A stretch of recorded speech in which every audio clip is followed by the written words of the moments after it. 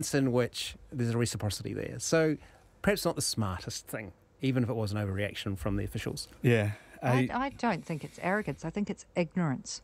And I think it makes me angry, but it also makes me sad that we have, young people who are going off overseas. They're representing our country, whether they think they are or not, to the rest of the world, and they need to have some respect for these other countries.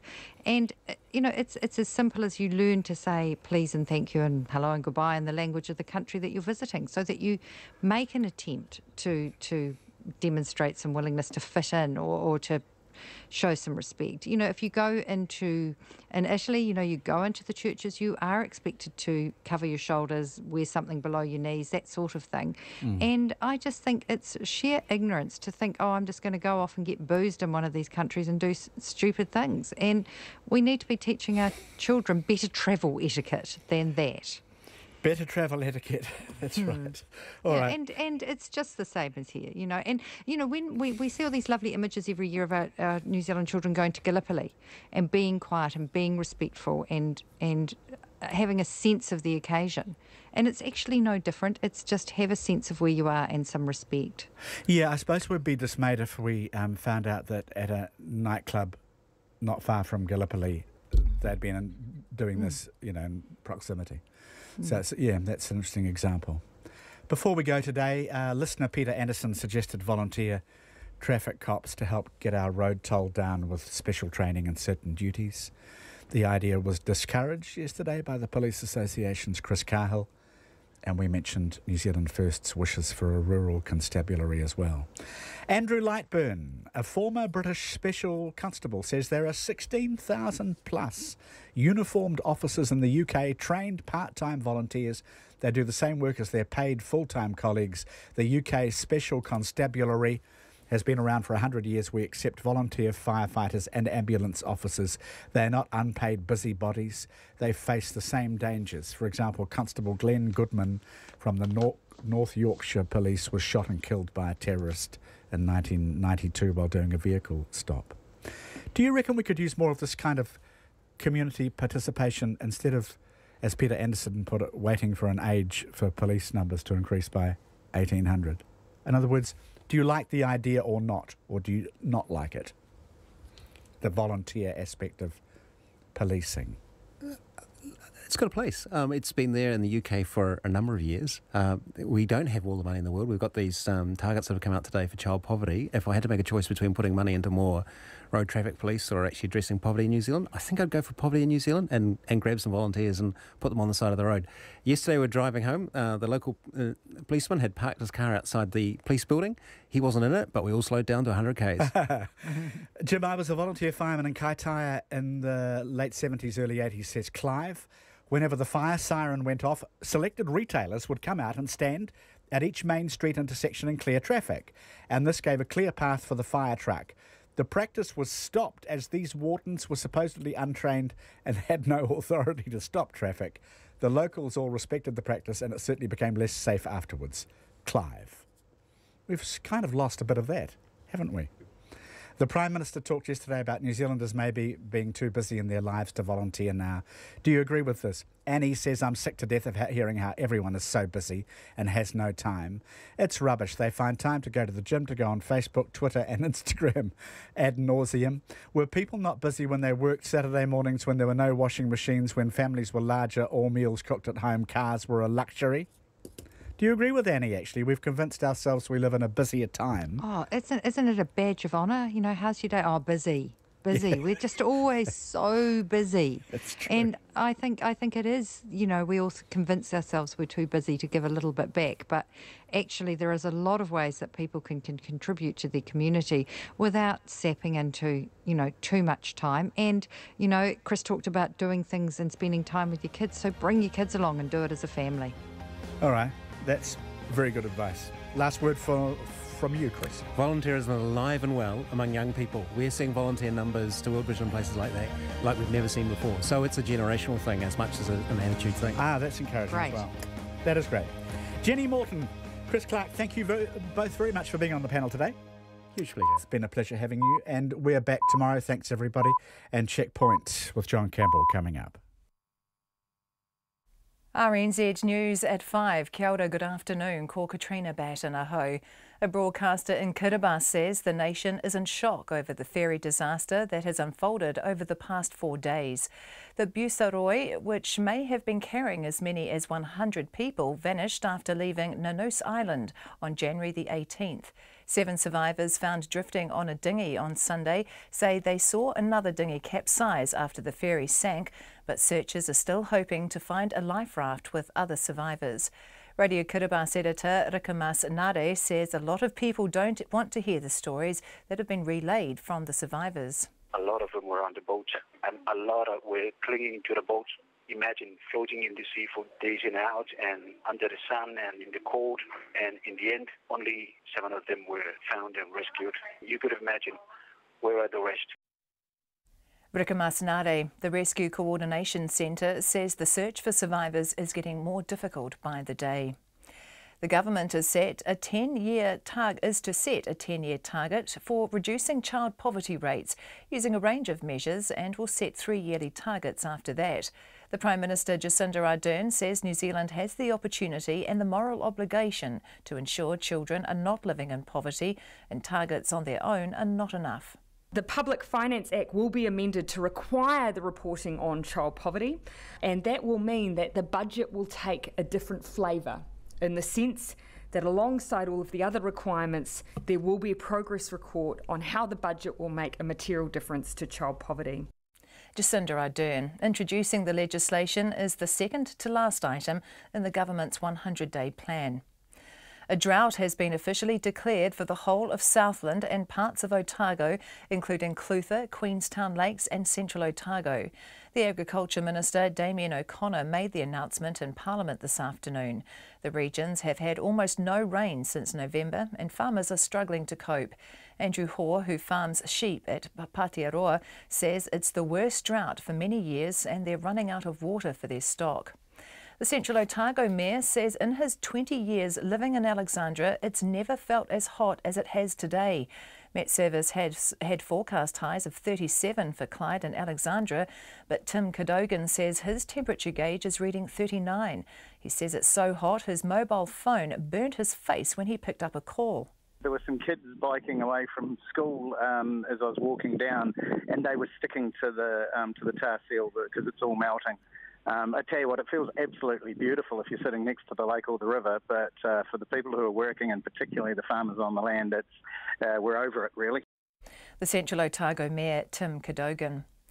Fire and Emergency is dropping its investigation into what caused the Port Hills fires last February, even though it believes both fires were deliberately lit. Logan Church reports.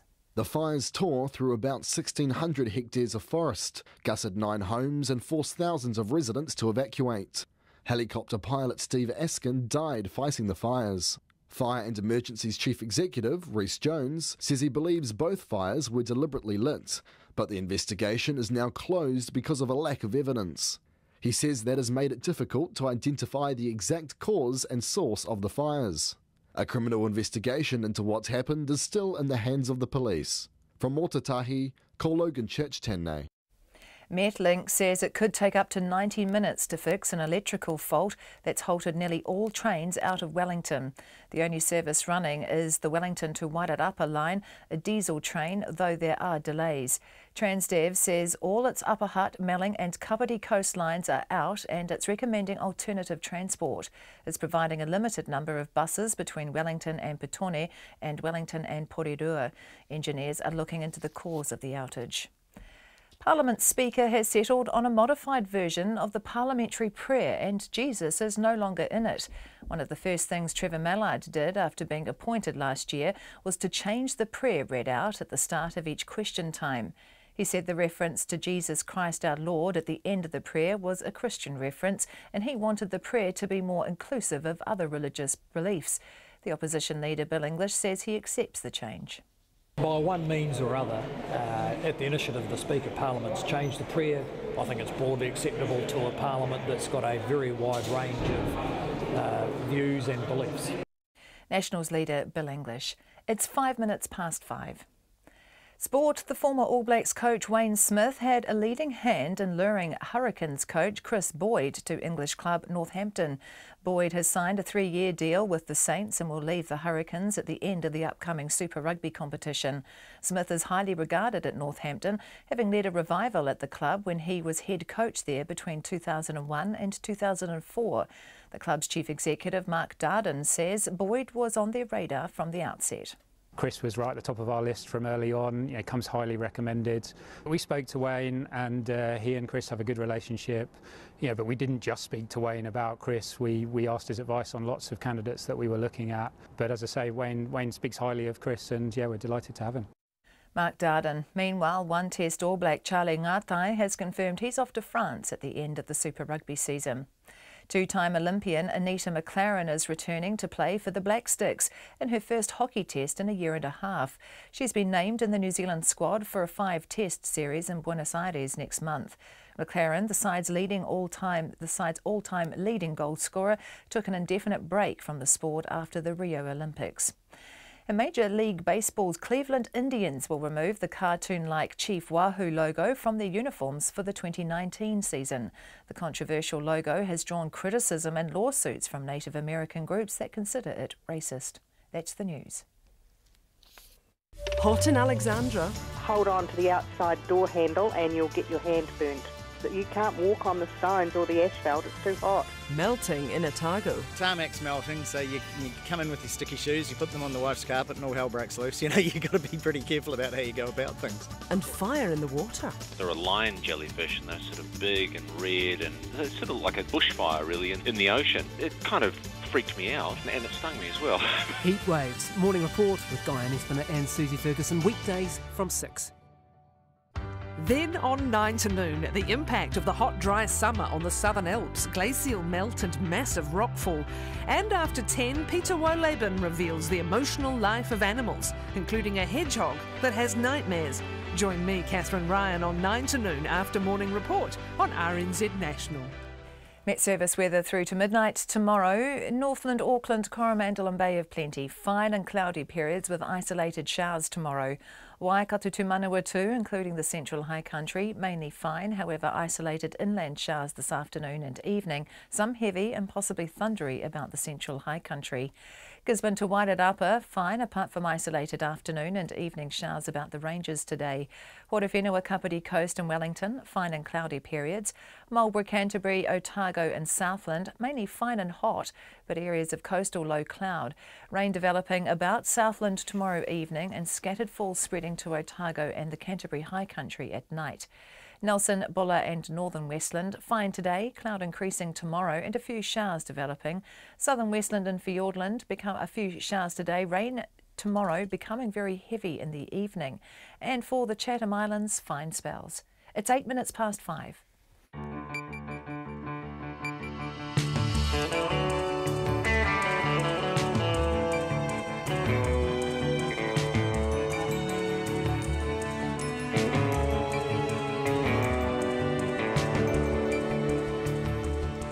Tō maera I hoama he kōrero, kei te haere he kaupapa, kei te karawhiua. Welcome everyone to Checkpoint for Tuesday, the 30th of January. Tonight it is officially a drought in Southland and Otago. We have the latest from our reporter who's there.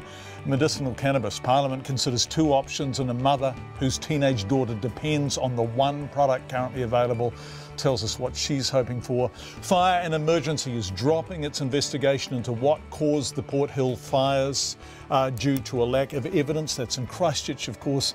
And how many more EQC claims will come from earthquake damage people don't even know they have yet, or they thought had been repaired. That is also in Christchurch. In Wellington, chaos with the trains. We're crossing live to Wellington Station next for the latest there. But let's start in the south. The government has called an official drought in Otago and Southland. Calls have been growing this week for the declaration of a medium-scale adverse event to be added to ones declared for the lower North Island and for the South Island's west coast.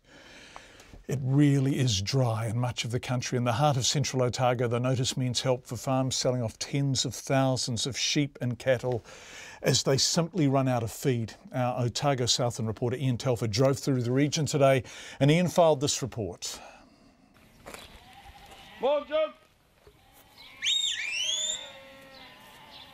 On farms in the heart of the country's driest region, they usually say it's not drought, it's just the Manyatoto. But even these tough nuts are feeling it now. Wedderburn farm worker Hamish Wilson's been here for 23 years, but never seen it like this. We're used to the dry, but we're not used to this dry. Yeah, when houses are running out of water and hills are running out of, the creeks are drying up, the stock haven't got a lot of places to go, so get a lot of gates get left open and they fend for themselves and hang around waterholes pretty much. It's about all we can do. It's already 30 degrees by mid-morning. Mr Wilson got up early again to come over and help Patearoa sheep farmer Andrew Hoare to send off another truckload of lambs he can't feed to greener pastures in Canterbury. They've already sold off about 3,000 lambs, about a third of the flock. He says there's no doubt what's going on. Yeah, we are in Central Otago, so it's renowned for being dry, almost a desert, but this year probably biting a little bit more than normal because it started in November. Normally it's dry now, January, February are the hot, dry months. But most of the time you're weaned by then, so you get all the sheep out of the high country, get them out of your hair into April, so we're starting things a little bit earlier this year. Yeah, would you call this drought up here? Oh, yeah, if you can say there's a drought on the west coast, I'd say you can call this drought. All this selling off is keeping stock agents like Rion Smith busy.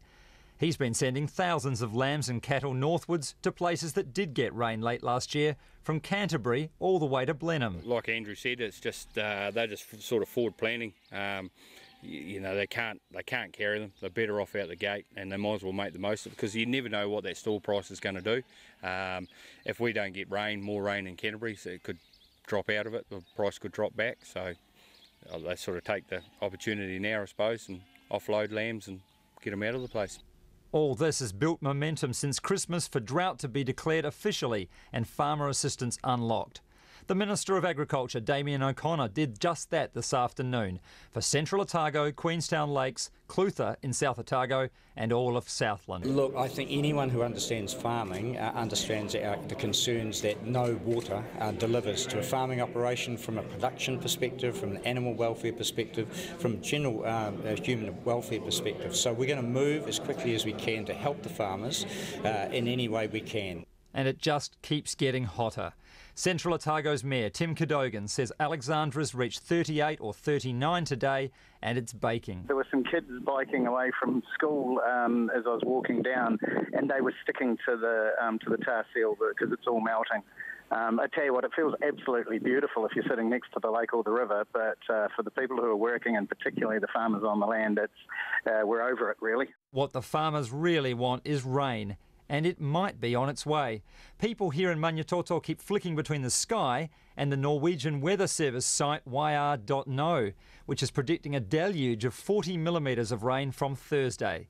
Farm worker Hamish Wilson has his fingers crossed. A lot of boys are very hopeful.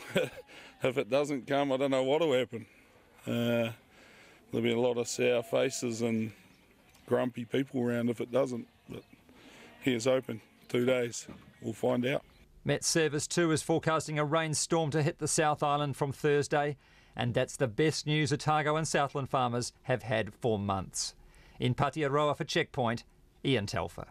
And tomorrow on Checkpoint we're going to take a stock take of drought conditions throughout the country. But let's go live now to Wellington, where hundreds of commuters are stranded at the capital's main train station. Many of you will know it, of course, after an electrical fault grounded all the city's electric trains. Buses are being organised to pick up commuters from the station instead of trains, but Metlink says the fault is major. Could take another hour or more to fix. Our reporter Eric Frickberg is at Wellington Station and beams in now via live view. Hi Eric, lots of people standing behind you, waiting for buses I presume. What's the problem? The problem is there was an electrical fault, John. It happened at about 3:30 and it blacked out the power that was to come into the station. As you said, it stopped all electric trains from going. One train did go, that's the train to Wairarapa. That's a diesel train that was able to go. The rest of them were blocked, were stopped, and they're still stopped at this point. Right, so some trains are running. Gosh, there's a lot of people there. Obviously buses aren't quite as efficient as trains. Any idea when things will be back to normal? at least an hour or so from now, I would think, possibly much longer. Now, the buses are coming, not a lot though. I've counted about a dozen or so in the last 3/4 of an hour. That's not enough to clear the backlog, and quite a few people are getting quite frustrated. Now, we don't know when this is going to end, but it will end after the main rush hour, and that's one of the problems. Now, I have been speaking to one guy. He's a software developer from Johnsonville, Joel Robertson. Now, he's experienced a few of these. He's not too happy with what he's found. So, Joel, tell us how you feel about being stranded in this way. I suppose the frustrating thing is that you don't know when you're going to be able to get home, and you don't know when you're going to be able to get to all the things you got planned for your evening. I mean, they seem to be handling it reasonably well, but even if there was some, could get some signs that they could say, this bus is going here, this bus is going here, just simple things like that. And I know this isn't the first time that these sorts of things have happened, so you'd hope that maybe over time they could, come up with more of a script or a plan for what they do in these situations. So it all kind of feels a bit cobbled together at the last moment, despite this happening, probably a couple of times a year. Yeah. So there you have it, John. That's the view of one disgruntled customer. Many other people have the same view, that the power may fail, but there must be a better way to fix it than this one. Yes, certainly there is a hell of a lot of people standing behind Eric there at Wellington Station waiting to get home on buses. The moment we hear any more about when the trains will be running again, we will obviously update the situation with Wellington's commuter trains. But basically, if you catch an electric train home from work in Wellington, it is better to find an alternative this evening. Let's go from Wellington to Christchurch. Fire and Emergencies Chief Executive Rhys Jones says he's disappointed they haven't been able to figure out what or who caused the Port Hills fires. Today, the organisation announced it's closed its investigation into what caused those fires last February, which tore through about 1,600 hectares of forest, gutted 9 homes and forced thousands of residents to evacuate. For those of you who don't know Christchurch, the Port Hills are just on the outskirts of the city. Fire and Emergency believe the 2 separate fires that combined into one single blaze were deliberately lit, but they say there is not enough evidence to prove it, and the case is closed. Rhys Jones says he understands if residents who were affected by the blaze, and we're about to talk to one, are frustrated. First of all, we remain sympathetic to their position, and we know that this means that they won't get total closure about that incident, and we're equally frustrated because we also want to get closure on that. We want to be in a position where we can ensure that we can stop this happening again, or at least reduce the chance of these things happening again. So if there is lessons that we can learn out of this fire from that investigation, that's what we're always searching for. So we're on the side of the people who lost their homes. Our attempts and our entire focus is how can we strive to reduce the chance of this happening in the future. That's Fire and Emergencies Chief Executive Rhys Jones. A separate investigation by the police is still ongoing, although a police spokesperson told RNZ News there is still no evidence to conclusively show the fires were deliberately lit. Remember, these fires were last February, so basically a year ago now. A Port Hills farmer says he is unhappy. Fire and Emergencies investigation has been abandoned. Ken McKenzie lost his farmland and fences in the fire. Miraculously, his home remained unscathed. A year ago, with smoke still in the valley beneath them, Ken and his wife Denise showed me the fire damage. Their home had survived, but what wasn't insured, the land, which you can't insure of course, their trees, their beautiful garden, was utterly destroyed. The fire cost Ken and Denise their life savings. Ken's KiwiSaver, and left him with a $40,000 mortgage on what had been a freehold home. So I called him to discuss the decision to close the inquiry into the fire. I don't believe they have got to the bottom of it. It looks like now the investigation is over simply because of lack of evidence, that there isn't just anywhere they can go on the basis of solid lines of inquiry. Oh, okay. Right. Yeah, that's interesting. There is still a whole lot of people getting round this area in cars, carrying out discussions with people and bringing in the experts from New Zealand and even Australia to continue its investigation of why this occurred. Do you have a sense of why it occurred? What do you think? I mean, I remember we drove past, when I was with you and you took me on that extraordinary tour so kindly a year ago, and we drove past the power lines that everyone was pretty certain were responsible. Do you have a sense of what's gone on? Well, I know that I feel that I know how and where this fire started as far as the people from the Early Valley Road. Once it got up and over the hill beyond into the next valley, and other things changed what happened there. But I'm pretty sure that, you know, where the fire started and how it started. We even have, you know, photographic evidence of some of the things that we, you know, feel a visual of how the fire was able to start. I've got the statement here, Ken. I feel I'm really sorry that you didn't know about this in advance, but it says Fire and Emergency New Zealand's investigation into the fires has been completed and is now closed. It will only reopen if new evidence has come to light. So this has just come out. So effectively they're saying they've hit the wall in terms of their ability to go any further. Okay. They need to come back and talk to a few people in the valley then. I'd like to see their decision on if they can't understand how and why the fire started. We, the people in the valley, can show them. Tell them. You reckon you could show them? Yep. You would have liked to have been told this, wouldn't you? That would have been good, yeah. Yeah.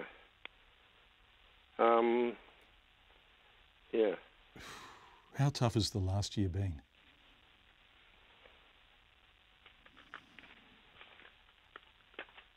You're buggered, bro. You are, aren't you? You just had a guts full, haven't you? Oh, I'm lost for words in a way when I hear what you've said just before, but when you know, save your life, time to build something up, and then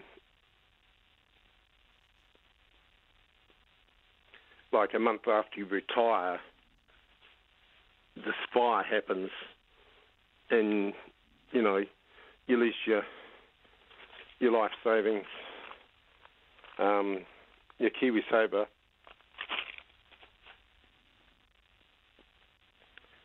A month prior, we cleared the mortgage, and now got a $40,000 mortgage as well. And I think my senses of you and Denise, because I haven't met many people in my career who were as proud of a property as you two were of that you could have handled all of this if you hadn't lost your beautiful planting, years and years and years of getting ready to retire there, right? Your place in the sun, and you'd made it magic, and all of that went up. Yeah, that's right. You know, like I've spent this last year pretty much working full-time, 6 days a week. You know, on this property, if I hadn't been working, we wouldn't have got back to where we are just now, which is we're starting to be able to, you know, sort of see a few things. A future. You know, with the basically the volunteers and the donations that have helped us get to this position has been, you know, been awesome. Have you had some wonderful support from the locals, from the community? Yeah, the community and even outside, like, you know, my ex-employee, various schools around Canterbury, Give a Little, other things. So you drop some names, because I think it would be nice to say thank you to them on the radio. Who are your ex-employees? I remember that you told me when I was visiting. Tell us about them. Yeah, it was basically it's Cough Materials Handling. Donated money to us. They supplied us with a generator when we were out of power for, it was actually several months we were out of power before we were reconnected. just things like that, you know. And what have the schools done? The schools have, and I just can't remember why, if I know the name of the school, but they gave money which we used. It's gone into the big pot at the moment, but what we want to do is have an area of planting, you know, for them to just come in back, and at some stage I want to contact the school so they can come back, you know, and just see their contribution. Ken McKenzie, who lost so much in that fire basically 12 months ago. 2 fires, of course, that became one large one. Everyone who was in the country at the time will remember it. There is a very great suspicion that they were deliberately lit, but the investigation to prove that and to find out who by does seem to have hit the wall. The police are continuing their investigation. And Ken, with great community support, is replanting and is going to have a kind of public garden there. 6:26. The government has unveiled its child poverty reduction law. 5. The government has unveiled its child poverty reduction law, which will set both 10 and 3 yearly targets. Both National and Labour focused on reducing child poverty during the election campaign, of course, with today's announcement ticking off one of the items on Labour's 100-day plan. Our political editor Jane Patterson joins us now live from Parliament. Hi Jane, what's the main thrust of the law change as announced this afternoon? So the main point of it, John, is to provide an accountability regime basically for this government and also future governments in terms of those 3 and 10-year targets. And it sets a range of measures that would be set against, and that includes whether families are earning 50% of the median income at any given time, the impact of housing costs on that household within that range as well, but also material hardship. And this is an European Union standard, and it asks really specific questions like, can you afford a prescription? Can you afford to go to the doctor? Can you afford to heat your home? So a list of 17 there, and a new measure that's never been used before called persistent poverty. So it's basically looking at how long are families in poverty for, and how can the government best funnel help to them. And they find that often families with young children are in poverty for longer. Other aspects of the legislation, at each budget time, the government will have to report how its targets are being met, how the budget is impacting or helping child poverty reduction, and also assessing what measures are in the budget to do it. Right, so there has been a bit of back and forth between the Prime Minister and the National Party leader about this today. What was all that about, Jane? So late last year, Jacinda Ardern reached out to Bill English after election promises, or at least promises when Labor became government, that they would really try for a bipartisan approach. They said it was such a massive issue. Bill English and the National Party, of course, have done a lot in this area as well, and that's partly why there was so much debate through the election campaign. Ms Ardern wrote to Mr English on the 13th of December with a summary of the key points of the bill. She asked him for feedback and for National Party support. It was kind of around Christmas time. Bill English wrote back, and it just sort of came to a bit of a halt really in terms of that communication. So Bill English came out today and he said that it had no chance to influence the shape of the bill. He's also very upset that the Labor government abolished the policy targets that National had established. He said that's so core to it. So a bit of back and forth there today between the PM and Mr English. Jacinda Ardern saying, look, it's really sad to hear Bill English talk about this. We reached out, it hasn't happened, so I don't know if National will come on board with this particular legislation, although that offer is still out there for National to contribute. Jane Patterson, our political editor, joining us live from our gallery office. Thanks so much, Jane. Let's stay at Parliament, where a decision by the National Party to vote as a bloc has torpedoed the chances of a medicinal cannabis bill passing in Parliament. Only a small handful of MPs will have an exemption to support the legislation under the name of Green Party MP Chloe Swarbrick, which allows patients to grow their own marijuana cannabis with permission from a doctor. Effectively, our political reporter May Heron has more. There are 2 medicinal cannabis bills up in Parliament this week. The government legislation being discussed today is likely to pass its first reading without a hitch, with the backing of all parties. It is a watered-down version of Chloe Swarbrick's members' bill and weaker than what Labour and the Greens campaigned on. The Prime Minister, Jacinda Ardern, says a compromise had to be made to ensure New Zealand First was on board. And we can guarantee the numbers for that bill. Chloe Swarbrooks goes a step further, and we want to test whether there's an appetite in Parliament to do that. The government's legislation lays the groundwork for a regulated medicinal cannabis industry. The Green Party's bill goes further. It would allow patients to grow their own marijuana with a doctor's permission to treat a terminal illness or debilitating condition. That bill will be decided on tomorrow by a conscience vote, which means MPs can decide individually and do not need to toe the party line. However, National leader Bill English says his party will vote as a bloc. We've never treated drug issues in the National Caucus as a conscience issue, but we are flexible in the sense that if people have a very strong view, in this case related to issues of chronic pain, then they have the freedom to vote for it if they wish. It's understood only about 3 National MPs have that exemption, including Nikki Kay, who has said her experience with breast cancer made her rethink some health issues like medicinal cannabis. This means the bill now has a much higher chance of failing, given the National Caucus makes up 56 of the 120 MPs in Parliament. The legislation has the backing of all 8 Green MPs, but is unlikely to win over everyone in Labour and New Zealand First, meaning it will struggle to get the necessary numbers. Chloe Swarbrick is still hopeful. Well, we've got about 24 hours, so I'll be giving everything that I've got to get this across the line.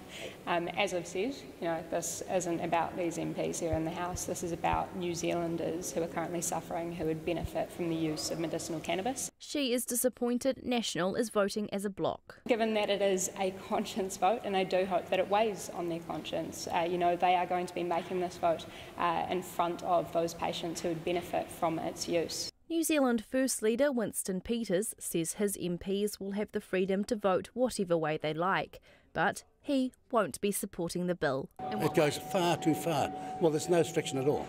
It's random, it's haphazard, it's free for all now. Labour MP Pene Henare is also concerned about the bill and has met with his party's other Māori MPs this morning to discuss the issue. I've seen cannabis alone destroy families, destroy people, and that's enough concern for me, let alone any research that suggests it's a gateway drug to anything bigger or heavier. And is it particularly in the Māori community that you see this a problem? Oh, most definitely. I mean, I've seen it ravage small communities, families, households across the country. Even if Chloe Swarbrick's bill is shut down, the debate around medicinal cannabis will continue, with the government bill likely to pass tonight and go through to Select Committee. Atu i te whare parimata mo te hōtaka o te ahi kua mai here in aho.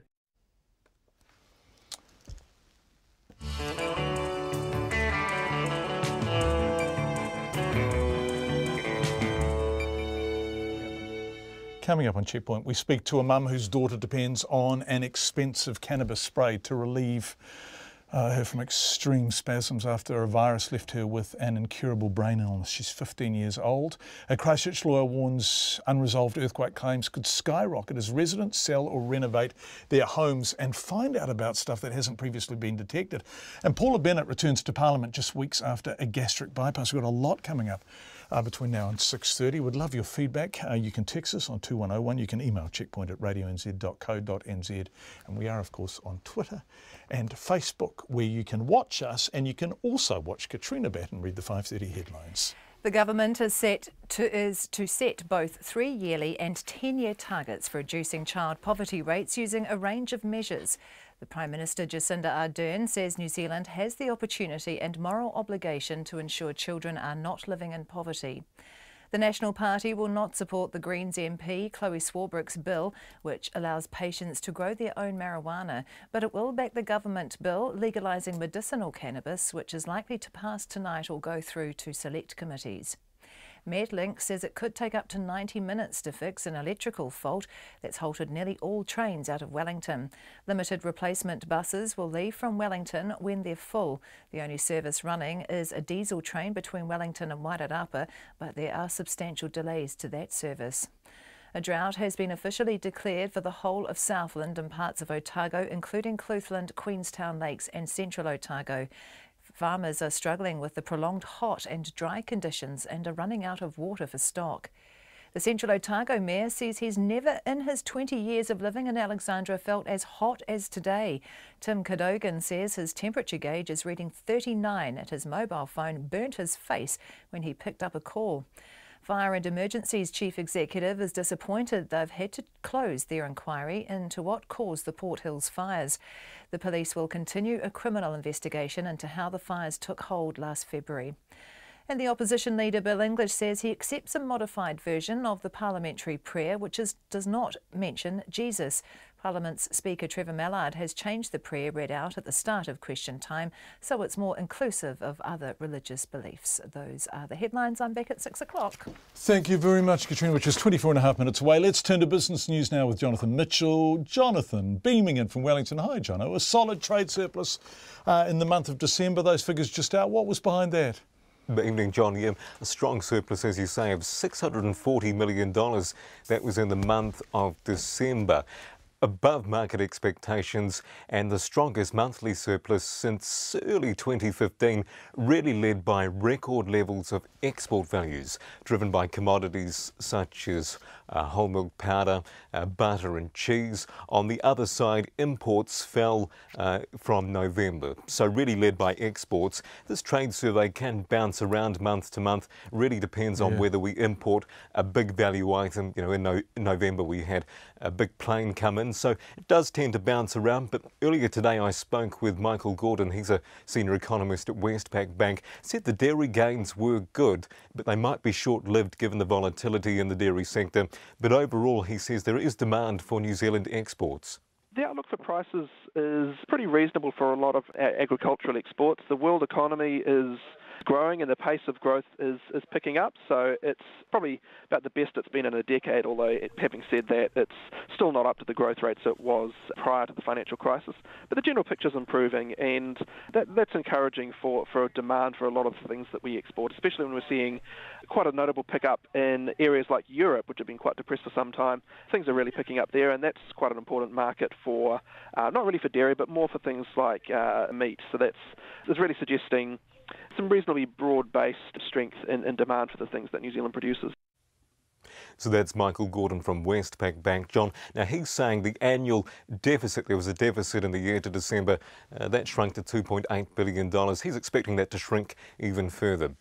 Let's stay outdoors. Honey company Comvita, they made some kind of a announcement today. I saw it come into my email inbox, but unlike me, you actually read it, Jono. Well, yeah, as we've been hearing from Ian, who's also outdoors, the negative effects of the hot weather on farmers. But for honey producers, it's good news. There's good levels of nectar out there, and on top of that, there's solid demand from China. So combined, Comvita has put out its forecasts for a half year of full year profit expectations, expecting to beat last year's $3 million for the half year, and on a full year basis get to more than $17 million. So that's a turnaround from the negative press we've been hearing about the bee industry, you know, the poor harvest from last year. What happened on the markets today, Jono? The top 50 index fell 29 points, just under 8,300. A Kiwi dollar 73.3 US cents, 90.7 Australian. Jonathan Mitchell with business out of Wellington. Thank you very much indeed. Let's stay in Wellington, go to the weather office there. Met Service meteorologist John Law. Kia ora, John. Kia ora, another decent start today across the northern parts of the country, but with more cloud pushing in through Northland and Auckland through the afternoon, and those winds picking up as well, perhaps bringing an isolated shower. Not out of the question to see an isolated shower through the Bay of Plenty as well, and down towards Rotorua and even in towards Taupo through the afternoon. But many spots staying dry and pretty warm on the North Island. An early cloudy start towards Wellington and up towards the Kapiti coast, but should brighten up again in the afternoon, and temperatures are climbing once more to 24 degrees Celsius in Wellington. But the highest temperatures of the North Island to be found on the eastern coast, with highs back to around about 30 degrees Celsius through Hawke's Bay and Gisborne, and many places staying fine and dry. For the South Island, the best of the temperatures once more in through to the likes of Canterbury and Christchurch. Those northwesters allowing the temperatures to rise to around about 34 degrees Celsius, but there is much more unsettled weather in store for the South Island as we go through Wednesday and Thursday. Heavy rain returns towards the western coast and some strengthening winds to watch out for as well. So please stay up to date with all those forecasts, watches and warnings on the Met Service website. John Law from the Med Service. Quite a reduction in lows over the next couple of days. In highs over the next couple of days in the south. Last night on Checkpoint, we spoke to a Christchurch homeowner whose insurance claim is still unresolved, 6 years and 11 months after the February 2011 earthquake. Suddenly, we started hearing from listener after listener in a similar situation. Remarkable feedback. So we called the EQC Minister, Dr. Megan Woods, and she told us on air there are over 3,000 unresolved claims with EQC. Well, today we sought the number of unresolved claims still with private insurers. That's over 2,700. In total, that's almost 6,000 unresolved claims that we know about 7 years on.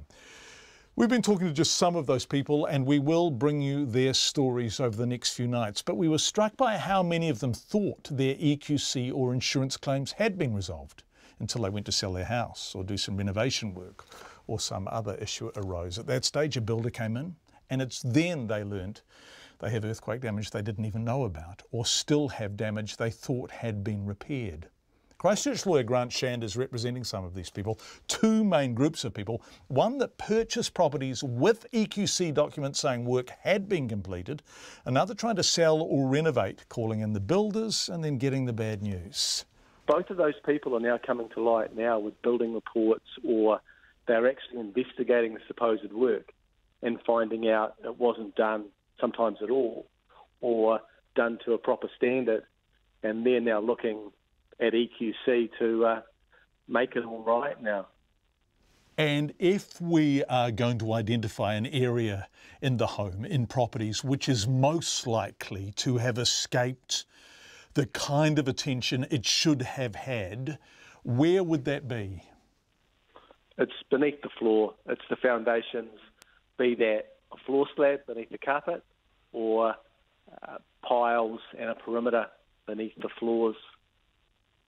So a lot of the cosmetic work was done, right? So there were cracks, there were chimneys had fallen down. That stuff was obvious and was repaired. The stuff that seems to be coming to light now and seems to have been most likely to escape attention post-2011 is the foundations and the land, the remediation that was required to make it solid again? Well, I'd say it's more the foundations.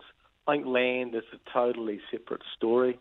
The true state of the land and how EQC is going to fix that is yet to be known. My view is that what we're really talking about now with these problem EQC work is foundations that either weren't done at all or were done badly. And foundations in Christchurch can be very, very expensive. What are we talking about here? To get the foundation work done, basic job? I mean, some people spend hundreds of thousands. It all depends on what's necessary. But once you get into lifting up a house, building a new foundation, you're north of $100,000. Grant, do you think we, the people of Christchurch, EQC or the private insurers, have any sense yet of how great this problem of second and third time around EQC claims are going to be? I'd say EQC does, but what you're actually told by it is the true picture.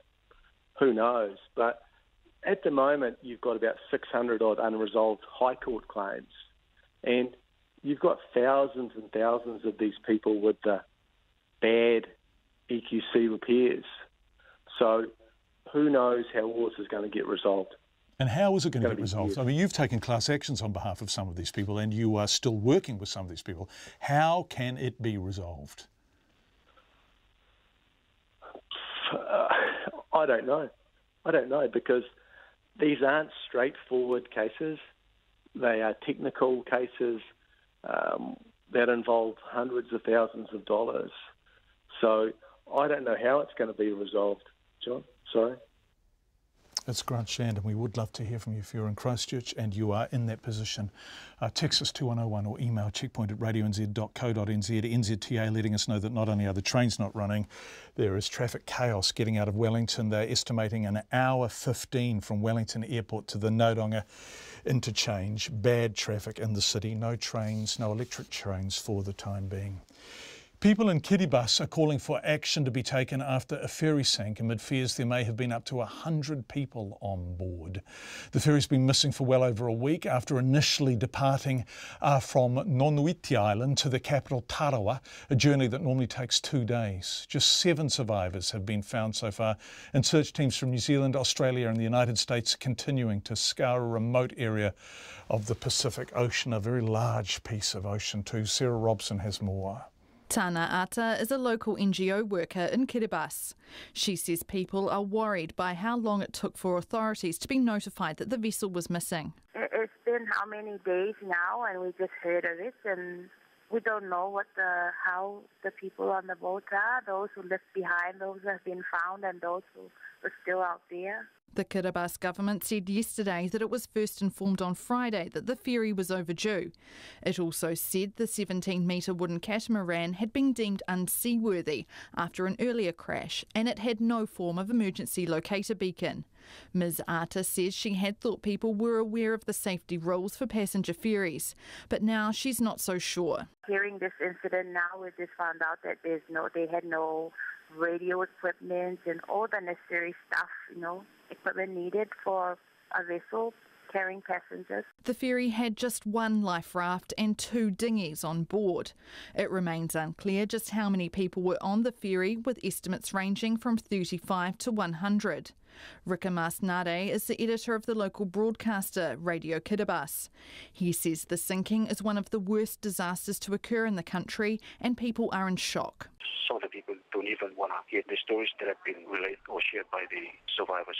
The survivors said that a lot of them were on the boat, and a lot were clinging to the boat. Imagine floating in the sea for days and hours. But Mr Nade says other people are calling for strong action to be taken. There is anger in the community too. People are posting comments on social media to put the owners and all those who are involved in that company who owns the ship to take legal action. It's not clear yet who owns the ferry. The Kiribati government hasn't made any further comment today about the sinking, and it has not responded to RNZ Pacific's calls. Meanwhile, Paul Craven from New Zealand's Rescue Coordination Centre says a Kiribati Marine Patrol boat is on its way to pick up the 7 survivors who were rescued by a fishing boat. He says it's expected to arrive tomorrow morning. They've got 2 doctors and 4 nurses on board to assist with the survivors, and any other survivors may find. Mr Craven says there are 4 aircraft from New Zealand, Australia and the United States searching for more survivors. 2 commercial vessels from Kiribati are also combing the area near where the dinghy was found. But Mr Craven says it's not an easy task. I don't want to underestimate the difficulty of the task. The aircraft and the crews involved are all specialist marine searching aircraft. This is what they do for a living. So we have the best people on the job, but the search area is enormous, and due to the fact that everything drifts, it's getting bigger every moment. How long the search goes on is up to the Kiribati and Fiji authorities who are leading it. The Kiribati government has promised a full investigation into the ferry sinking. Mō te hōtaka o te ahi, ko Sarah Robson, aho. 12 to 6. For the first time in 35 years, Ireland will be given the opportunity to decide whether to overhaul the country's strict abortion laws. The government has agreed to hold a referendum on the issue in May. Voters will be asked if they want to repeal the 8th Amendment of the Irish Constitution, which essentially bans abortion, unless a doctor considers that a woman's health is at risk. Ireland's Prime Minister says he'll be coming down on the yes side. Here's the BBC's Andrew Plant. We say pro-choice! They say no choice!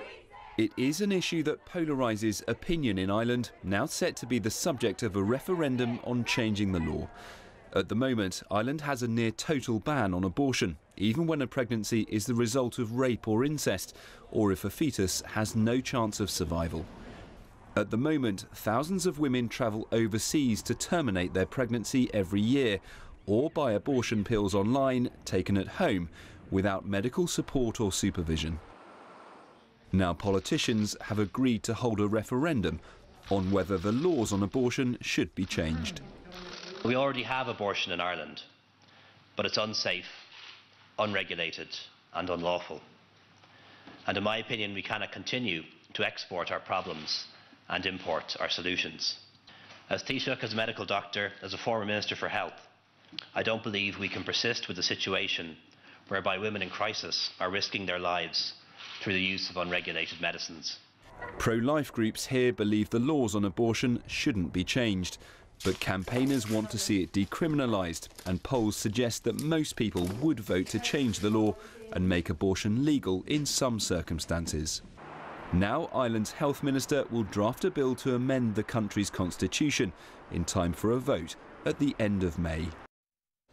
That's the BBC's Andrew Plant reporting from Dublin. The big story out of Washington today is the announcement from the Deputy Director of the FBI, Andrew McCabe, that he's stepping down just weeks before he was actually due to retire. Mr McCabe has been the focus of intense criticism from President Donald Trump and the Republicans for what they say is a political bias towards Hillary Clinton. However, any suggestions of pressure from the President were shot down from the White House by Press Secretary Sarah Sanders. The only thing that the president has applied pressure to is to make sure we get this resolved so that you guys and everyone else can focus on the things that Americans actually care about. And that is making sure everybody gets the Russia fever out of their system once and for all, that you are all reminded once again there was no collusion, and that we can move forward to focus on things like national security, the economy, and solving the immigration crisis that we have here in our country. Sarah Sanders working like a trooper on her president's behalf in the White House, despite the efforts of the White House to shut down any suggestions of pressure from President Trump. BBC's political editor, well, actually Washington editor, John Sopel says there's absolutely no doubt at all Mr McCabe was pushed. On one level, you can say, what's the big deal? Andrew McCabe, he was due to retire in March. He's gone a few weeks early. Does it really matter? Well, yes, it does, because he had been under sustained pressure and attack from Donald Trump because the president thought he was partisan, pro-Democrat. His wife had stood for the state Senate in Virginia.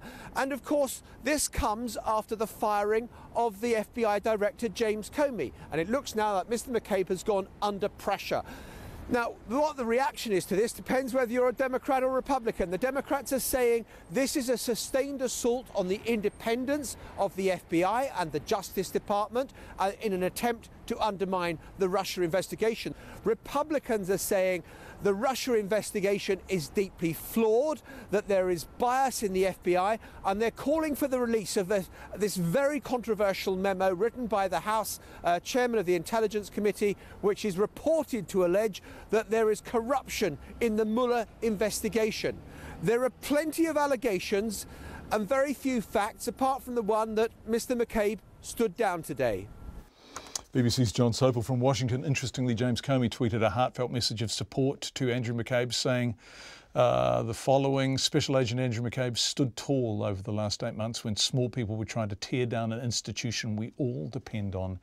He served with distinction for 2 decades. I also wish continued strength for the rest of the FBI. America needs you. Quite extraordinary. Such public statements coming out for and against the FBI. It's 7 minutes to 6. A lot of feedback coming in. Thank you. This from Jeremy, which I suspect sums up how many people are feeling about the ferry situation with Kiribati. Unfathomable that there was no emergency aids on board the ferry. For the sake of a $300 EPIRB, this tragedy could have been at least mitigated. Yes, indeed, that does seem quite extraordinary. Good evening, John. We learnt very early on to insist on getting a code of compliance before selling. Very important. We found you're on your own. Do it immediately. The repairs are finished before accepting the final sign-off. This is the situation in Christchurch that we've been talking about. So what we've had is, and Cameron, Grant, Shand, lots of people are talking to us about this, that they thought their repairs had been done, that the work had been finished, that there was EQC sign-off.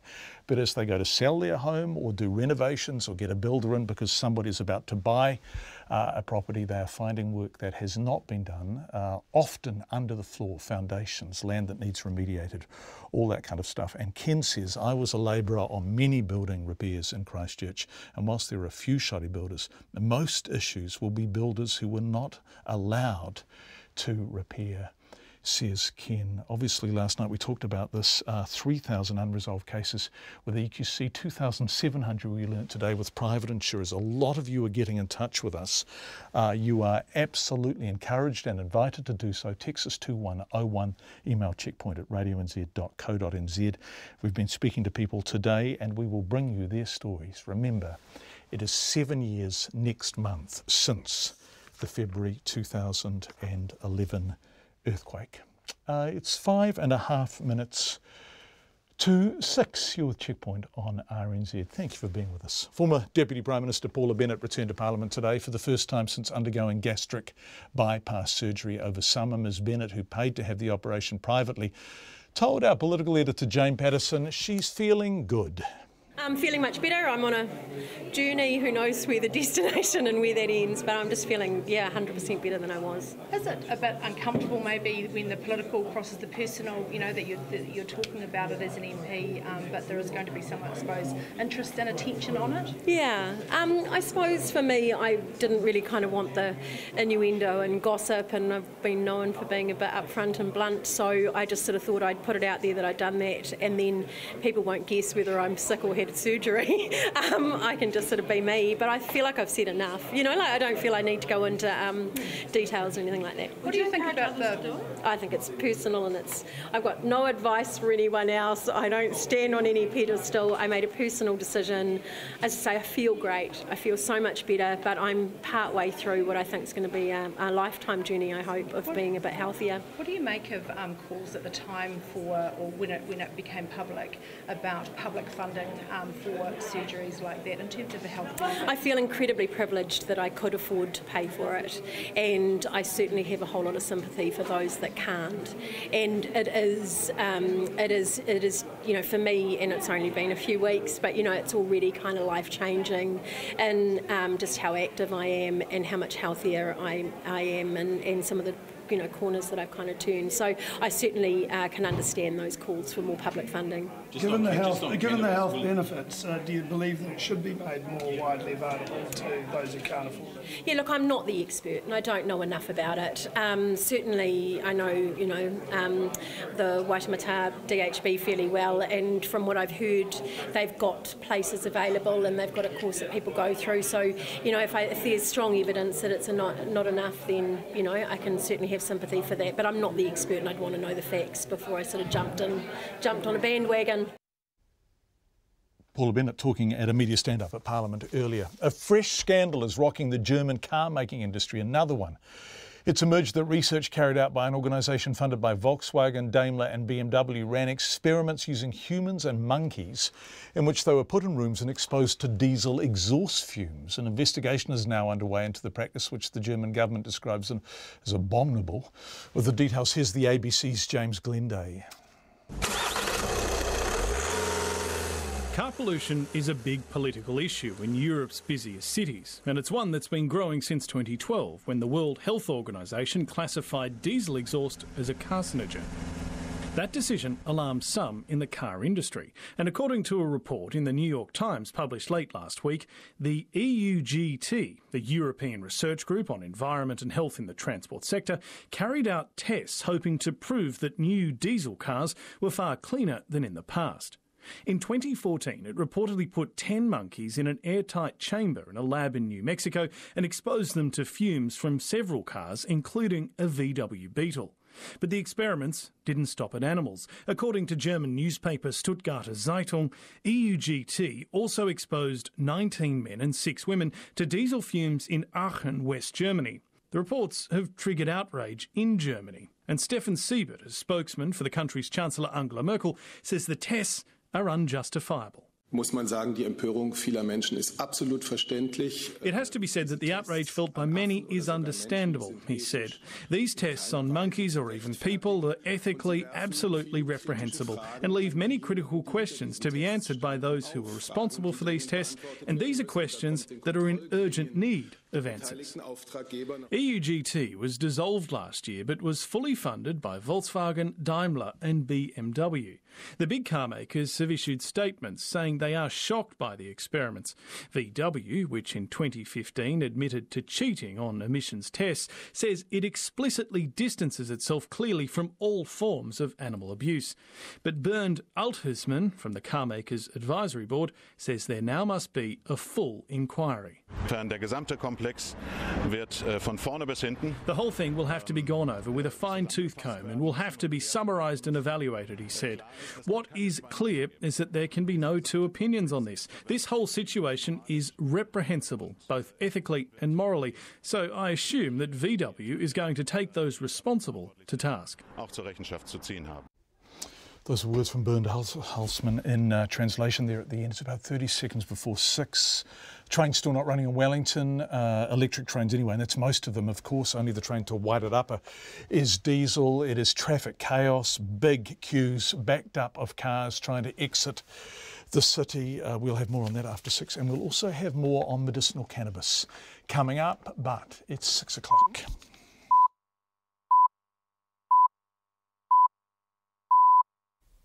RNZ News at 6. Kia ora, good evening. Ko Katrina Bat in Aho. The Rescue Coordination Centre says the search for survivors from the Ferry sinking is getting more difficult by the day. 4 aircraft from New Zealand, Australia and the US are now involved in the search, and 2 commercial vessels from Kiribati are also combing the area, where a dinghy with 7 survivors was found on Sunday. The bus Ra'oi, which may have been carrying as many as 100 people, sank sometime after leaving Nanos Island on January the 18th. A Rescue Coordination Centre spokesman, Paul Craven, says it's a tough search. The aircraft and the crews involved are all specialist marine searching aircraft. This is what they do for a living. So we have the best people on the job, but the search area is enormous, and due to the fact that everything drifts, it's getting bigger every moment. Paul Craven says a Kiribati Marine Patrol vessel is expected to pick up the 7 survivors tomorrow morning. The National Party has decided to back government legislation on medicinal cannabis, but will not support another bill that allows patients to grow their own marijuana. Only a handful of National MPs will have an exemption to support the members' bill in the name of the Green MP Chloe Swarbrick. Our political reporter May Heron has more. It's understood only about 3 National MPs are being exempted, and one is Nikki Kay, who has said her experience with breast cancer made her rethink some health issues like medicinal cannabis. This means the legislation now has a much higher chance of failing, given the National Caucus makes up 56 of Parliament's 120 MPs. Ms Swarbrick is still hopeful she can drum up support before her bill comes before the House tomorrow. Even if it fails, the debate about medicinal cannabis will continue, with the government bill likely to pass tonight and go through to Select Committee. From Parliament, May Heron. The CIA is taking steps to prevent Russian meddling in the US midterm elections later this year. Its director Mike Pompeo says he expects the Russians to try to interfere. The BBC's Gordon Carrera reports. Mike Pompeo said he had not seen a significant decrease in Russian activity in Europe or the US since the controversy over alleged interference in the US presidential election. He said he had every expectation that Russia might try to interfere in America's midterm elections later this year, although he said attempts were underway to deter such activity. Pompeo, who briefs the president most mornings, dismissed as drivel recent claims that Donald Trump was not up to the job. That report from Gordon Carrera. Fire and Emergencies Chief Executive Rhys Jones says he's disappointed it hasn't been able to figure out what or who caused the Port Hills fires. The organisation announced today it's closing its investigation into what caused the fires last February. They burnt 1,600 hectares of forest, gutted 9 homes and forced thousands of residents to evacuate. Mr Jones says he believes both fires were deliberately lit, but a lack of evidence prevents the investigation from being taken any further. We're pretty disappointed that we couldn't come to a more definitive conclusion. We've done all the investigation we can do. There's no new evidence for us to look at or evaluate, and unless any new evidence does come forward, our investigation is closed. Rhys Jones, a criminal investigation is still in the hands of the police. The Southland Regional Council has upgraded its water situation from concerning to serious. Its Director of Science and Information, Graham Savecki-Jones, says if the heat continues, water flows could be so low they'll seriously affect domestic supplies, stock water and firefighting reserves. Consent restrictions for the Matoda River have already been triggered, and Mr Savecki-Jones says the council may have to issue a water shortage direction, which would further restrict water takes and discharge consents. Met Service is forecasting heavy rain in Southland tomorrow night and Thursday. Hundreds of Wellington commuters are still stranded at the city's railway station because of a power fault. The outage just before 4 this afternoon stopped all electric trains from leaving the capital. Emil Donovan reports. Metlink says the problem was an overhead power failure, but it hasn't gone into any more detail. No electric trains are running out of the station, and while the Wellington to Waitarapa line is running, the 5:30 and 6:18 trains are at least half an hour behind schedule. Metlink said at 4:30 it could take up to 90 minutes to fix the problem, but there have been no updates on timing since then. Some buses are picking up passengers from the station, but they are very limited and aren't running to a schedule. This is Emil Donovan. It's 5 minutes past 6. Sport and one Test All Black Charlie Ngatai will continue the exodus of fringe national players from New Zealand before the next Rugby World Cup. It's been confirmed he's off overseas at the end of the Super Rugby season. The 27-year-old, whose only test for the All Blacks was in 2015, appeared set for a long stay in the team after the last World Cup in England, but a concussion in early 2016 kept him out of the game for more than a year. He hasn't signed with an overseas club yet, but says he's likely to head to France.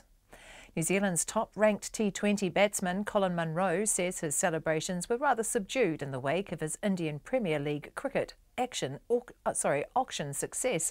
The Delhi Daredevils have bought him for $407,000, but he hasn't had much time to celebrate given the start of the Tri-Series against Australia in Sydney this week. Just had a glass of champagne with the wife and just took it in, and it's awesome to get picked up, but obviously that night was their focus, but now obviously I've got to shift my focus now and get ready for Saturday.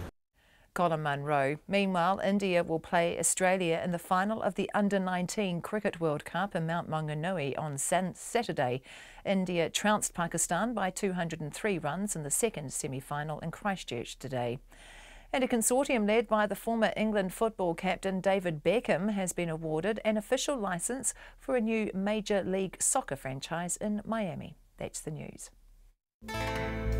Tonight on Nights, Eric Crampton wonders if the government is ready for the next big one. We have a window on the world of the US military machine, from the Pentagon to its chief of staff and his well-endowed push button. And there's the folk-funk fusion of Teresa Bergman. Blue eyes, mystically true eyes. That's Nights with me, Brian Crump, after the news at 7 on RNZ National. And we're funded through New Zealand On Air. Met Service weather through to midnight tomorrow. Northland, Auckland, Coromandel and Bay of Plenty. Fine and cloudy periods with isolated showers tomorrow. Waikato to Manawatu, including the Central High Country, mainly fine, however isolated inland showers this afternoon and evening. Some heavy and possibly thundery about the Central High Country. Gisborne to Waitarapa, fine apart from isolated afternoon and evening showers about the ranges today. Horowhenua, Kapiti Coast and Wellington, fine and cloudy periods. Marlborough, Canterbury, Otago and Southland, mainly fine and hot, but areas of coastal low cloud. Rain developing about Southland tomorrow evening and scattered falls spreading to Otago and the Canterbury High Country at night. Nelson Bulla and Northern Westland, fine today, cloud increasing tomorrow and a few showers developing. Southern Westland and Fiordland, a few showers today, rain tomorrow becoming very heavy in the evening. And for the Chatham Islands, fine spells.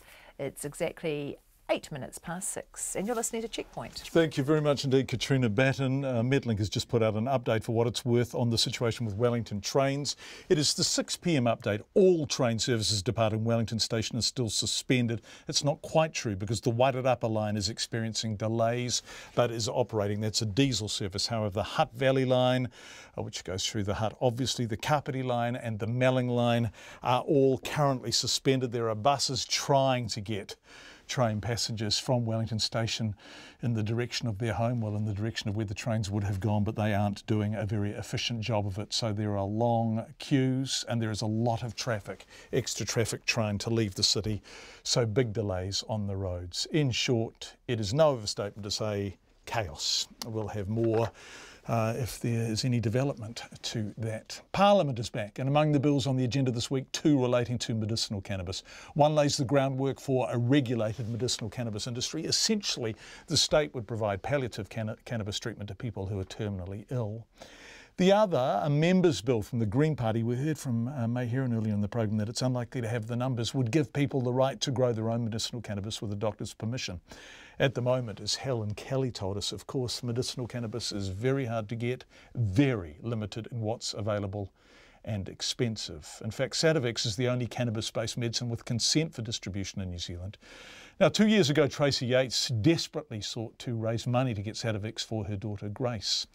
Grace contracted a virus when she was, 12 years old. She now suffers from an incurable rare brain disease, which has left her unable to walk or speak very well. She also suffers dystonia, a neurological movement disorder in which severe muscle contractions result in twisting, contorting, violent spasms. 2 years after Tracy had to fundraise to get the only drug in the market, and as Parliament votes on medicinal cannabis, we asked Tracy, with Grace listening in on the speakerphone, what's changed? Nothing's changed. It's still having to come out of our pocket.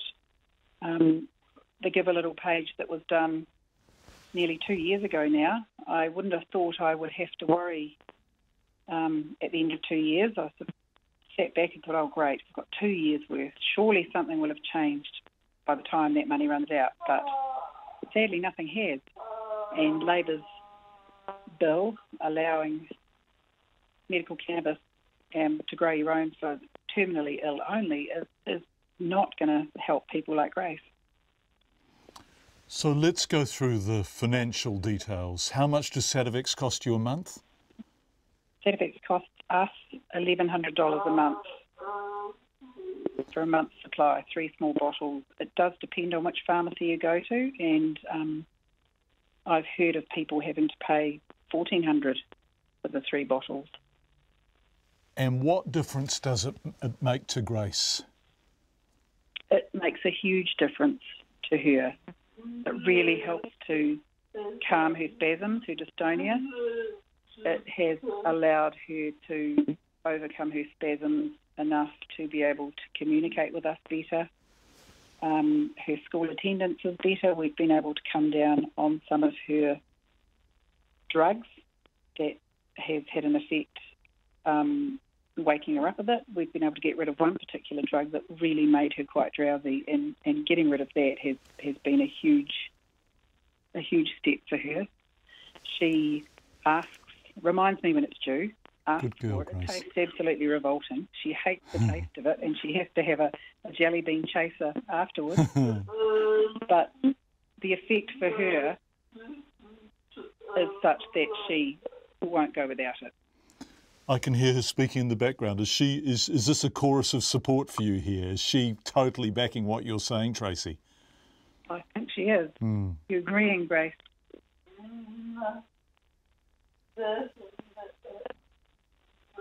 It was a definitely. And the thing is, the best description of Grace's dystonia and the impact on her body that I've come across is, in fact, I think your description on the Give a Little page, where you describe it as if her body was being controlled by an evil puppeteer, that the twisting and the contorting, legs, arms, torso, neck, jaw, face, even her eyelids. And so the Sativex has controlled that. It's helping. It definitely helps. It's one of the tools we can use. And I know that it's not harmful to her. So when we do run into times when her dystonia may be becoming a little worse, or she's heading off for an operation and she will be in pain, one of the first things the doctors say is, well, increase her spray. So they're happy to use that as a pain relief, as a spasm control. Tracy, can I just interrupt there? When the doctors say they will increase Grace's spray, that's still from your privately funded supply. It's not available to you free through public health, even when the doctors are saying, let's use more of it. Yep, that's right. Yep. I have, WINS have increased some of her disability allowance, which will go towards paying for the Sativex, but it nowhere near covers it. It doesn't. It'd be lucky if it covers a third. So that's been a recent development. And I have heard of people being able to get it through ACC, but I'm always being told that Pharmac will never look at funding it. So what do you want to say to our politicians as they prepare to vote? What is it that you want, that you think is fair and rational and reasonable for you and for Grace? Grace needs to have affordable access to cannabis that is helping her achieve a quality of life that is impossible otherwise. We can't afford to keep paying this. Labor's bill doesn't help people like Grace. She is not terminally ill. She is not going to die within the next 12 months, so that completely bypasses people like Grace. We need to be able to grow our own to keep the cost down. I think that would be a perfectly viable solution. That would also enable us to be able to grow a plant that was specially bred to cover the specific symptoms that Grace has. There's a huge science behind it. There's different plants that have different effects, that have different ratios of THC, CBD and other components. Using the whole plant also is better than an extract like Sativex. It seems like a no-brainer to me. I know for Grace that I probably do not give her as much Sativex as she needs because we'd get through it too fast. So the cost is an absolute barrier for you? Oh, it is. And I would have thought, 2 years have gone by, things would have changed by now, but nothing has. Absolutely nothing has. That is Tracy Yates, Grace's mum. Tracy and Grace will be heading over the hill from the Wairarapa to Wellington to sit in Parliament for the vote on that members' bill. Let's stay in the Wellington region where the city is in gridlock, right in the central city as people try to get out of it, and hundreds of commuters are still stranded at the capital's main train station there after an electrical fault just halted the city's electric trains around 4:30 this afternoon, so almost 2 hours ago. Our reporter Eric Frickberg is still at the Wellington train station, still with people standing behind you, Eric, waiting to get on a bus, right, and get home. What's the latest? They are here. Hundreds have moved. I would have estimated there were about 20 bus movements. People have been clambering onto those buses and they've been going, but the backlog has been filling up behind me. I would say so, though, John, that hundreds of people have moved since we last spoke. And are people looking surprisingly kind of calm, philosophical, resigned to it, just standing there and waiting? Eric, you did speak to a man before who was a little bit aggrieved and just wonders why Metlink are caught out by these events when they're relatively common. But what's the mood like at the station? Mostly it's pretty good. There are people who are saying that others are not being helpful enough. They're pushing ahead, trying to get in first. But I can say, John, that a lot of members of the public have spontaneously parked their car here, offered a lift to people wanting to go to Petone, Johnsonville, Porirua or wherever it is, just out of the goodness of their heart. They've heard on the radio that this is happening and they've come to lend a hand. Now, that's a very positive thing to do. Now, we do know a little bit more, John. There were 3 faults, not just one. They were in the overhead wires coming right into the railway station, close to the railway station. They don't know at this stage who's responsible, whether it's Kiwi Rail, Wellington Electricity or whatever. They won't put a dollar figure on what this is costing them. They do say it'll be a lot of money, but in the meantime, they just want to move people, and they'll start tomorrow with an inquiry into what actually went wrong. Right, so it's the overhead lines at the station there, Eric. That's why none of the electric trains are running, and that is still the case, right? There are no electric trains leaving that station. No, not at all. And when I spoke to someone from Transdev, he said that 8 o'clock tonight was likely to be the time when this problem might be solved. That's his forecast. We'll know when 8 o'clock comes, whether it's borne out or not. Eric Frickberg, thank you very much indeed, live from Wellington train station. Nice detail Eric gave us here, that people who are heading past the station on their way out towards the Hutt or Porirua up the Kapiti coast are stopping in and offering people lifts if anyone is heading their way. It's 90 minutes past 6. The government is set to have 10 and 3 yearly targets to reduce child poverty. This, of course, was a big part of the election campaign, reducing child poverty. Both National and Labour suddenly popping up during those debates. Introducing the legislation ticks off the second to last item on the government's 100-day plan. The Prime Minister, Jacinda Ardern, unveiled the details at Parliament this afternoon, telling reporters the law will set 4 primary and 6 supplementary measures of poverty and material hardship. Here she is. We've also required that any future government must set targets across a 3-year cycle and a 10-year cycle. That's acknowledging that certain things may be achieved over time, and we want a government to keep an eye on longer-term targets as well as intermediate ones. The government statistician is the one that must produce and publish annual reports. That's because they're independent. They will do so in liaison with the Chief Executive of the Ministry of Social Development. The Public Finance Act will be amended to require the reporting on child poverty, and that will mean that the budget will take a different flavour, in the sense that alongside all of the other requirements, there will be a progress report on how the budget will make a material difference to child poverty. Finally, I absolutely accept the question that's being raised by the opposition around the bill itself not being the thing that demonstrates how we'll reduce child poverty. Absolutely correct. This bill never purported to do that.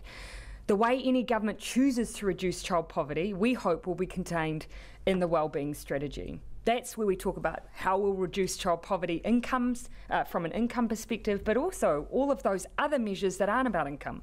What we do to support children in the early years, what we do to support their parents, what we do around their life course generally. And that, again, is required by law. Jacinda Ardern speaking at Parliament earlier. As the summer scorcher reaches its peak today, some places are worse off than others. The government has now officially declared a drought for the whole of Southland and much of Otago, including Clutha, Queenstown Lakes and central Otago, where our reporter Ian Telfer has been. This afternoon, the hottest temperature recorded by the Met Service was at Cheviot, though, which is, of course, in North Canterbury. It was 36.6 degrees. In the North Island, the hottest was Masterton, in the Wairarapa, where the trains are managing to get, but late it hit 35 degrees in the Wairarapa. Reporter Charlie Drever is over the hill, over the Rimatakas, and filed this report. The cicadas are out in full force today in Masterton, but many other locals are preferring to stay inside. You learn which shops are air conditioned and try to do all your shopping and jobs in those places. But not everyone is lucky enough to be able to stay inside. Lyric McClellan is out water blasting roofs today and says it's at least an improvement from this morning. Oh, it's horrible. We had the asbestos gear on about an hour ago, and so we're fully dressed and it's pretty hot. It's stinky and sweaty.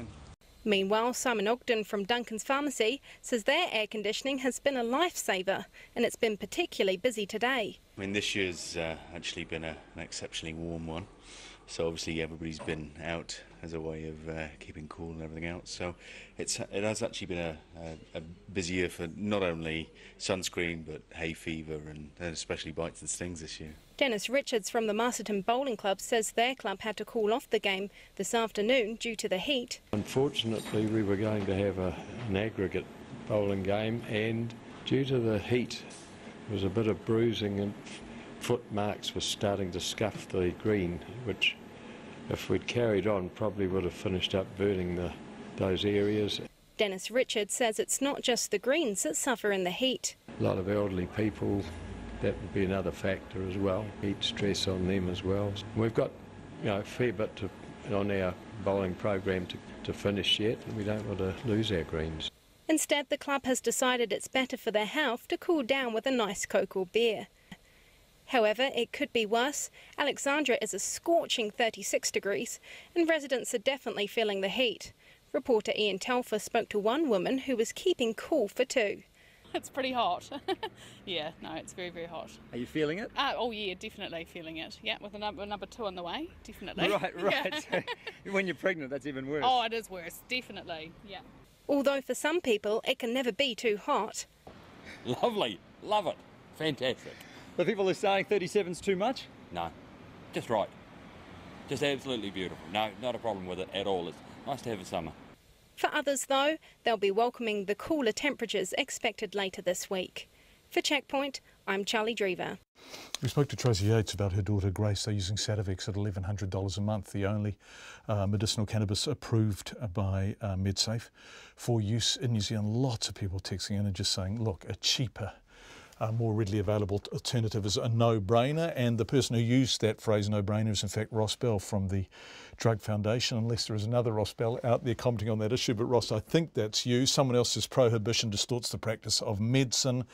And this person says, John, I'm heartbroken for Grace and her mother and those like her. That such a simple solution of growing their own cannabis to offer some quality of life may not be allowed by a few men and women sitting in a building in Wellington is disgusting. Thank you for your feedback. Lots of people talking about the Wellington traffic. Some kind person drove in to pick her husband up from the station.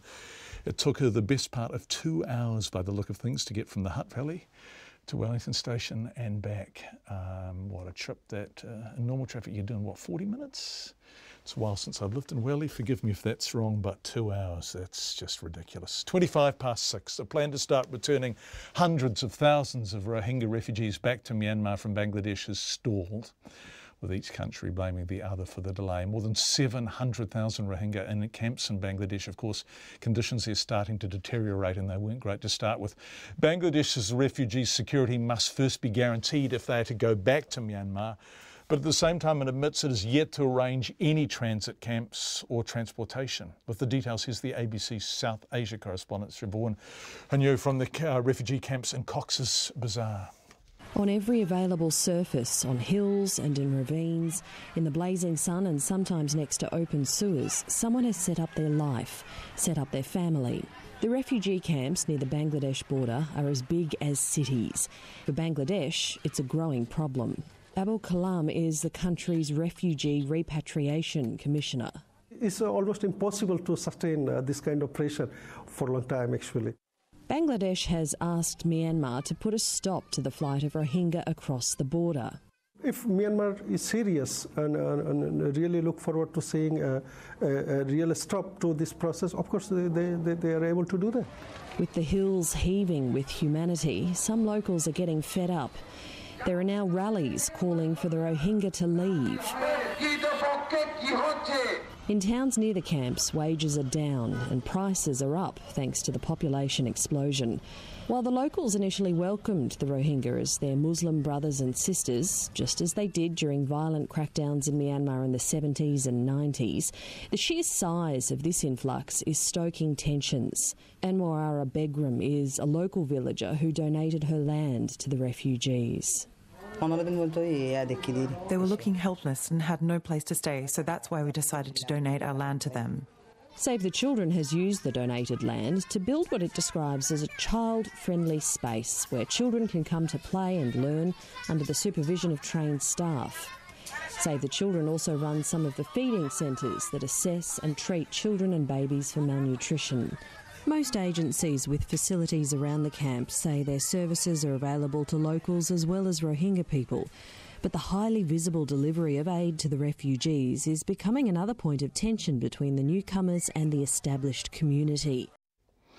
That report from the ABC Australia, of course.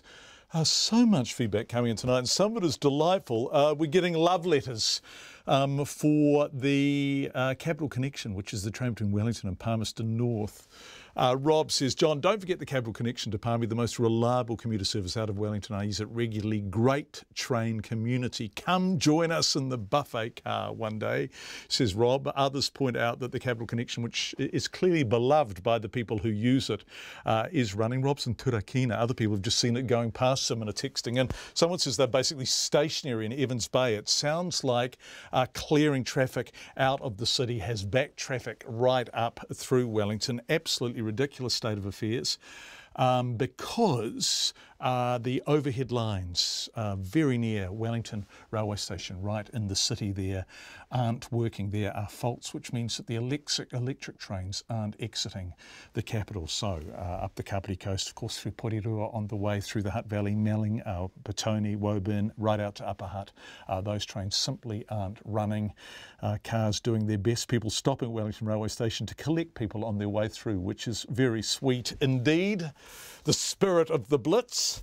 But Eric Frickberg, who is our reporter at Wellington Railway Station, saying he doesn't think now the problem will be repaired and the trains will be restored before 8 o'clock this evening. So if you're at work listening to this and can avoid heading to Wellington Railway Station, please do so. That is Checkpoint for this evening. Thank you all. So much feedback coming in from Christchurch. We're not reading it out because we're going to call you all and talk to you about your EQC and insurance experiences 7 years on next month. Many of you are saying you've had a guts full. I'm surprised your language is so mild. It's wonderful to hear from you. Thank you for being with us. On behalf of our excellent and hard-working team, that is Checkpoint for this evening. We'll be back tomorrow night at 5.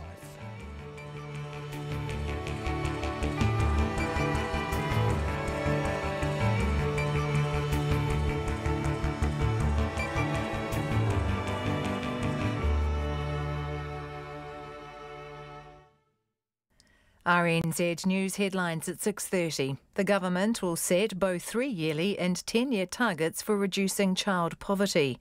The Electoral Integrity Amendment Bill, better known as the Waka Jumping Bill, has passed its first reading in Parliament. National is backing a government bill to legalise medicinal cannabis, but won't support an alternative Green MP's bill. A drought has been declared in Southland and much of central Otago. And hundreds of Wellington commuters are stranded at the city's railway station due to a power fault. Our next news and weather is at 7. On their new album, Tuneyards combine pop hooks and kinetic rhythms with some self-critical thoughts about colonialism. I'm Nick Bollinger and I'll be reviewing it in the sampler. And I'll be discussing the mischievous electronica of Equinox and the black t-shirt blues of Larkin Poe.